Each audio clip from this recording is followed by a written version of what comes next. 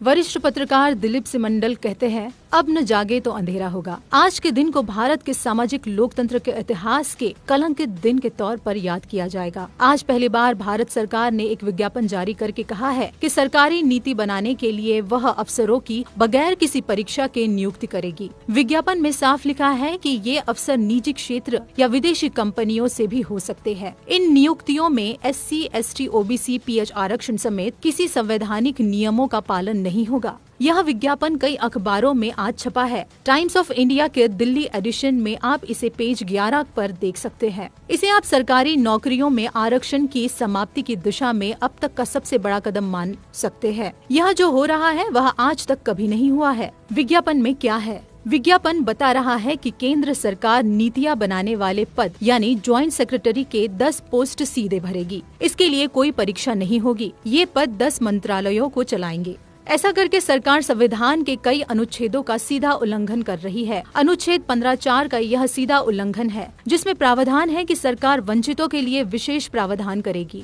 अनुच्छेद 16(4) में लिखा है कि सरकार के किसी भी स्तर पर अगर वंचित समुदायों के लोग पर्याप्त संख्या में नहीं है तो उन्हें आरक्षण दिया जाएगा।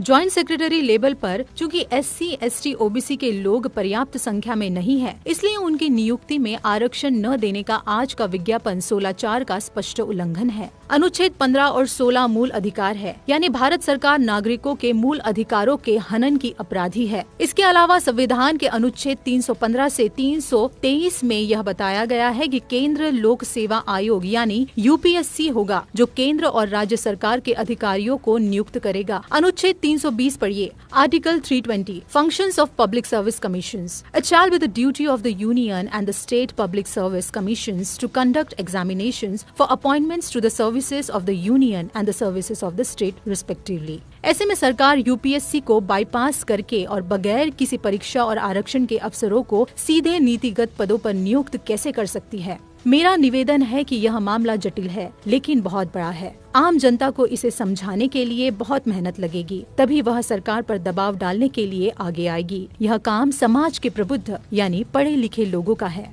कृपया संविधान को बचाइए, आरक्षण अपने आप बच जाएगा। अगर आज सरकार ज्वाइंट सेक्रेटरी की नियुक्ति बिना परीक्षा और बिना आरक्षण के कर ले गई, तो आगे चलकर क्या हो सकता है, आप इसकी कल्पना कर सकते हैं। बीजेपी RSS आरक्षण खत्म करने की घोषणा कभी नहीं करेगी। वह ऐसा ही शातिर तरीके से आरक्षण को बेअसर कर देगी। फिर आपको भी लगेगा कि आरक्षण से कुछ होता तो है नहीं। इसके बाद की कहानी आप समझते ही हैं।